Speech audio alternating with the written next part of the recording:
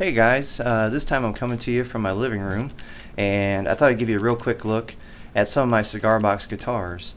It's something I've been doing for a business for quite a while, and it's also just, a hobby that I really enjoy.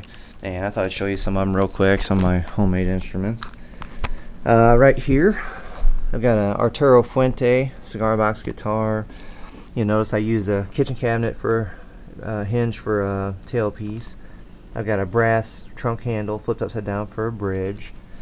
It's got a humbucker pickup in it, a Fender volume knob and pot, and the neck is all, I constructed it all out of just some oak hardwood, and let's see, red oak actually. And the frets look like regular guitar frets, but they're not. I actually cut those out of the stainless steel strips that come with windshield wipers. And I cut each one, rounded them by hand, and they're laid out on a 25.5-inch Fender scale. And this one's got a full 22 frets laid out. And it's got some brass push tacks for fret markers, so you know all your positions. And you got a brass bolt up here for the nut. And I did use some high quality tuning machines. And that way it's easily tunable and holds its tuning, that kind of thing. I didn't want to chintz on those. So anyway, that's a look at that. And the rest of these are constructed pretty much in the same manner, and just different style on each one. This is a World War II bomber style, if I can get the light correct here. And you kind of see that it's got the star and bars, a P-51 Mustang up here in the corner, some kind of riveting. And if you look here, we got a bomber style, nose art style on the back. I called this one the Delta Darlin', and got her riding the bomb down there. It's all painted in acrylics. Let's see, and then on the back side of it, it's got some, details like the little bombs here. There's your outlets for your amp. It's got internal piezo pickups on this one, and up here, it's got the old shark's mouth headstock there, like the fighter planes had. And over here, got some different styles. That's a part, I guess, box there. Don Tomas. Yeah, and I got to where I was using these picture hangers for a bridge on a lot of these. Something you can pick up, I had a few, but you can pick them up like at Walmart even and construct that. And it works really well. Let's see. And over here I lined up some of the old ones that I started out with, a long time ago. And I kind of was self-taught. I'd seen one, and without any good plans or anything, I didn't know anything about it. I started constructing these, and I put them together. At first, you can see I was just scrap wood and some kind of junk tuners. And I kept these just because it kind of shows the progression as I kind of learned what I was doing. And I actually joined a site called Cigar Box Nation, and I learned a lot from those guys. And as I went and through some of their input, they became more refined over the years here, or over the months actually. Let's see, this one is a pirate style. It's got Trample the Weak, Hurdle the Dead on it. It's got a single coil Fender pickup in it, and that's a real growler there. That thing will scream. And you can see some videos of this stuff on my Delta Blues Classics website. If you look that up, deltabluesclassics.com. This is a science project my son built, and I was kind of proud of him. He was sort of interested in what I was up to, and he made these homemade coils out of a couple coils out of some hair clippers, and then he put a bar magnet in there, wired it all up to this in this peppermint can. There's a little output jack that goes out to the amp, and that's what's called a diddley bow, 2-string diddley bow, and it plays really well. It's great for slide guitar, I tell you. Here's my version of a diddley bow. This one is a Robert Johnson tribute diddley bow. So if I can get some good light on here, you can see Robert Johnson was a blues man, and the legend went that he sold his soul to the devil to become the greatest blues man of all time. And so I've got Robert sitting on a tree stump here at the crossroads. And let's see, you got your demons kind of coming up, clawing at the ground, trying to get to him, that kind of stuff.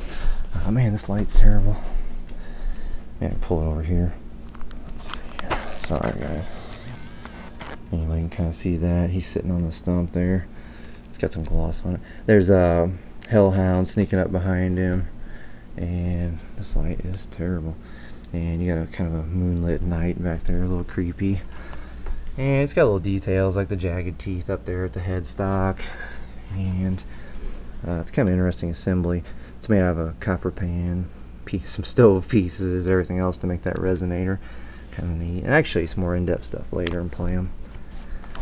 Right here I took one of my folk art paintings and actually put that on a guitar to kind of meld the two worlds together, you know, my painting and the guitar, so it's kind of interesting.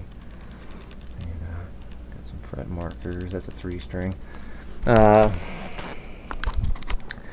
reason I use 3 strings, 4 strings, I mean, I've built them all different ways, and one of the things is it just kind of, you only need 3 strings to make a chord, and most of these guitars are used for slide playing for the most part.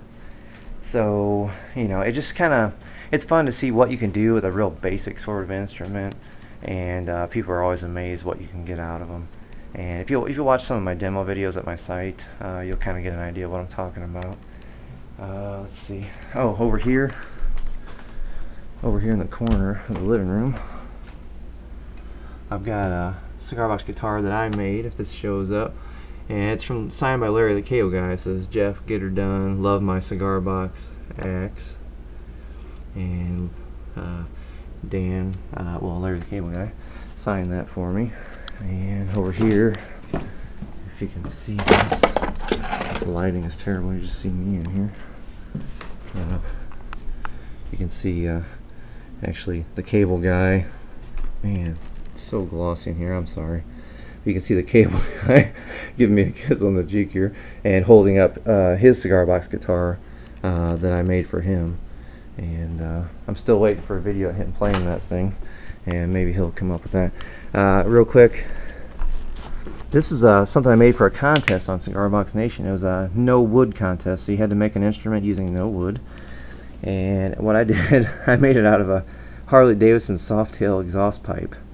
And I don't know if the Harley guys will like this or not, because maybe it's wasting a good pipe. But it was a takeoff pipe, and it's got a little rust, but I kind of strategically placed items to hide where the rust through was and stuff. It's got an output jack. There's your vintage knob. It's got a homemade pickup that I made out of a coil out of some hair trimmers and a cow magnet. And the farmers might know what a cow magnet is. They actually give these giant magnets to cows to make them swallow them, and it attracts metal in their stomach and keeps them alive. It's got a little homemade setup up here, and your tuner's all drilled in, put into the pipe and everything. And then over here, it's got this standpipe that comes up. And this is made to be played in your lap like a diddly bow, and then it comes up here, and it's got a holder that you know, swivels and you can be placed.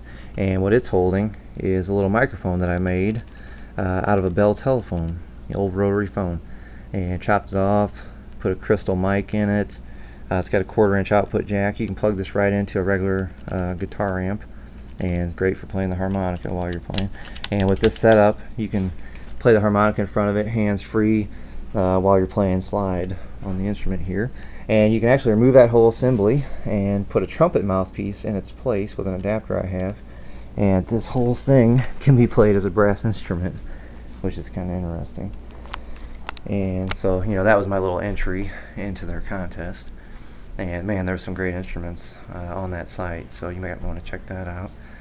But anyway, just a quick look around, just to see some of the instruments that I've built over the years. And I mean, I've got them shipped out all over the place, and I hope, you know, everybody's enjoying them. And I'll come back here in a little bit and show you some of my paintings in another video, so you can get an idea of some of that. Here real quick, give you a little peek. That's my nephew up on stage. He plays in a rock band, and that's a painting I did of him up there in the spotlight, cranking out an awesome lead, no doubt. And this is the car that you might have seen in my videos, and I did a little painting of it sitting in front of a vintage garage with some old oil signs and stuff. I realize it's not focusing the greatest, but you get the idea. And there's a little toy car painting I did, and I'll show those more in depth here in a little bit with all my other paintings. But anyway, just a little look into my life here and the sort of things I like to work on. So I'll see you guys next time. Bye.